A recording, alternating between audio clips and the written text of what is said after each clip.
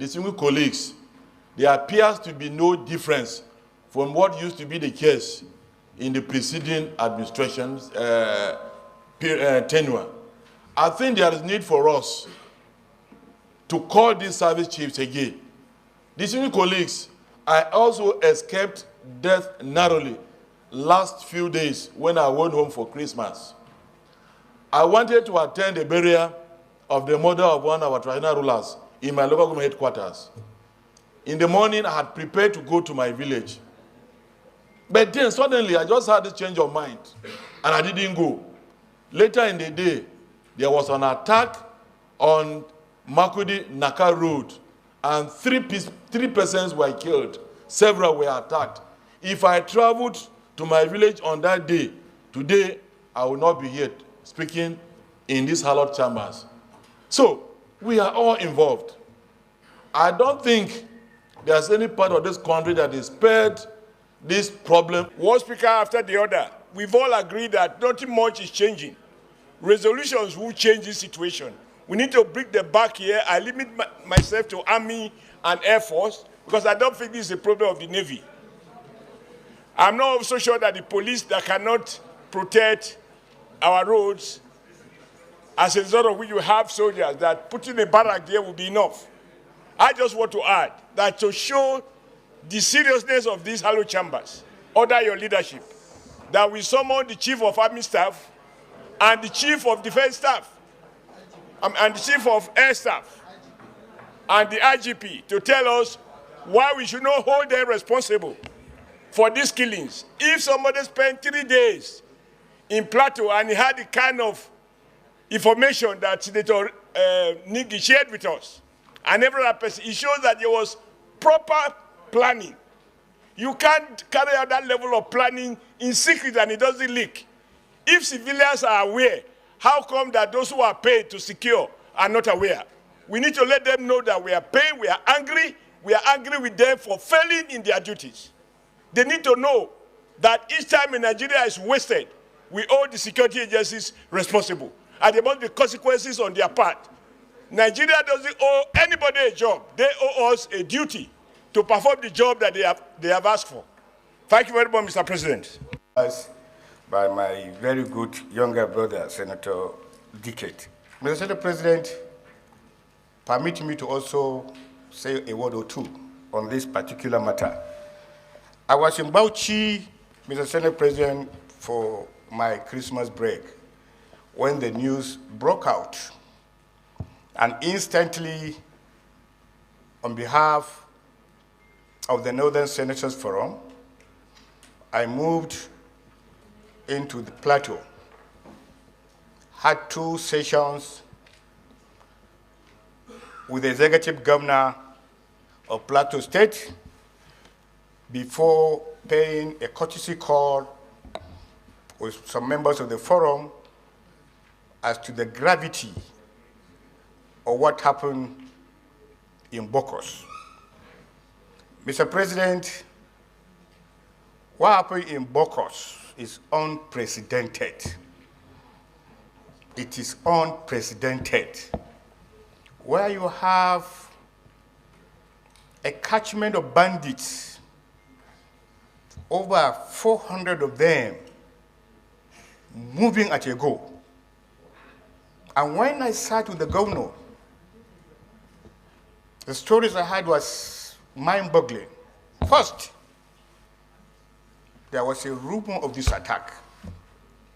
Second, the governor tried to make this information available, but they didn't take him serious. Sir, I was at Jute Teaching Hospital in Jos, and you could see a 3-month-old baby with a gun wound. 3 months. Some actually beheaded. This is unprecedented. It is important, sir, like I always say, until we see the importance of security as the only survival of this country, we'll never move forward. we need to urgently, sir, call the security agents to question. There's no synergy. Forget that the IG were there, the national security were there. It is important that they're there. But where is the synergy? Sir, as we speak, Plateau State government is in dire need. It's in dire need because right now they are settling more than 150,000 IDPs. They are feeding them. The entire security architecture of the state, they are paying for them. What was discovered, that these marauding bandits are not moving with weapons. Those weapons were actually domiciled in some certain locations. All they do is to come and pick them. That means there's something behind what is happening in Plateau. Who are these people? Who are these people and why are they doing it? Because you go there, sir, from the outside, you thought it's a religious war. None of it. There's something behind it that this Senate must need to unearth. It's a very terrible phenomenon, Mr. Senate President. We have forgotten our humanity. The carnage you've seen, small arguments, small differences. People will kill people in their thousands, in their dozens, and it doesn't touch their conscience. Lastly, sir, what I have also discovered, because I spent 72 hours in Plateau, was the little information about those bandits. They are not living around the communities. Somebody imported them. Somebody escorted them. They don't even know the terrain. They were led by some people who know the terrain. And when you look at the communities, they are now sharply divided. Where Bokos, Barikiladi, even where there were crises, there is no way you will separate Christian and Muslim because they are intermixed. There are communities that are so intermixed.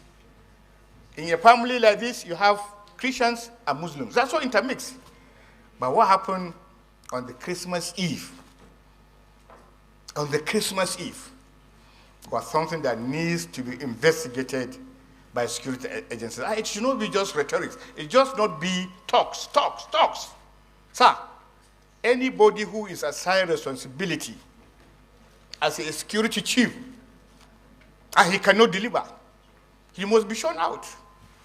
The National Assembly are shown out after 4 years, and we even have a recall item in the Constitution. If we cannot deliver, our constituents are asked to recall us. And 4 years will also go for election. We can't keep doing everything all the time and no result. This insecurity is pervading the entire northern atmosphere. It is important, Mr. Senate President, and look how happened in Anambra too. Sir, let's just sit down as a Senate, as a body, and if possible, sit down, your leadership sit down with the President. Sir, if people could not deliver, let's get people who will deliver. It is irritating. Every day we come here and talk. Every day we come here and talk. Sir, the supplementary budget we passed on issues of security, you go across them, they will tell you they have not gotten anything. You sit down with the security chiefs, they said they don't have anything. Nobody has given them anything. How do we continue this? May the soul of those who lost their lives rest in peace. Thank you. Distinguished Senator Ning, I don't think it's something we need to discuss for long. But definitely, I would like to hear from a few more senators before we take a decision. Distinguished Senator Zam. And I think when you face a challenge as serious as this, there is no point pretending. Distinguished colleagues, when this administration came on board, one of the initial steps that made this government very popular was a change in the leadership of the security system in this country. We all applauded Mr. Senate President that he had started well. And the service chiefs that came before the Senate appeared to be people that are capable of delivering on their mandates collectively. But 6 months down the road, distinguished colleagues, there appears to be no difference from what used to be the case in the preceding administration's tenure. I think there is need for us to call these service chiefs again. Distinguished colleagues, I also escaped death narrowly last few days when I went home for Christmas. I wanted to attend the burial of the mother of one of our traditional rulers in my local government headquarters. In the morning, I had prepared to go to my village. But then suddenly, I just had a change of mind, and I didn't go. Later in the day, there was an attack on Makudi Naka Road, and three persons were killed. Several were attacked. If I traveled to my village on that day, today, I will not be here speaking in these hallowed chambers. So, we are all involved. I don't think there's any part of this country that is spared this problem of insecurity. If there is only one thing this administration will do differently from the previous administration, one will score the Tinubu administration 100%. I think there is need for us as a nation to carry out a national security summit. Let us sit down. We are told that these people are not Nigerians. But then, we have a duty to know where these people are coming from. In my own senatorial district, 3 local government areas out of 7 are already overrun. So, there is a problem. Let us sit down as a nation. Let us sit down and talk. If there are people within that are conspiring, even within security agencies, let us talk. Let us know why we cannot have security in our own country.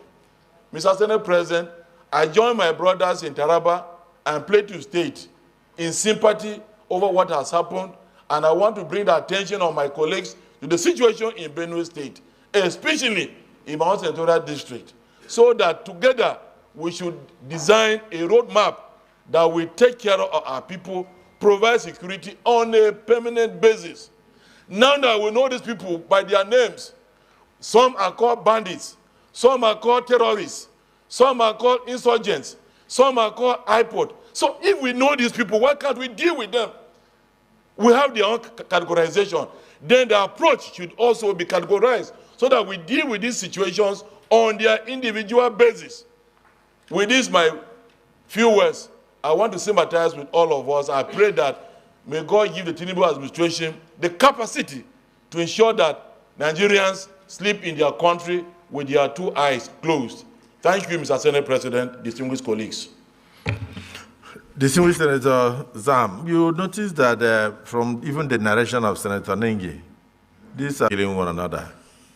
The Senate will look at it, the National Assembly will look at it, but you also have to look at how successful was the creation of the Northeast Development Commission and others.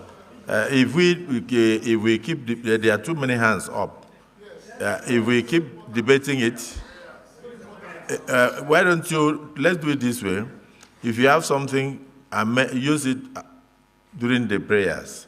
Amend the prayers so that we can capture, because this will call for a holistic investigation, which we cannot do here. You understand? We can't do it here. So I think we should go into prayers. But if, okay, thank you. Is it the view of the Senate that we go into prayers? Okay, then Prayer 1.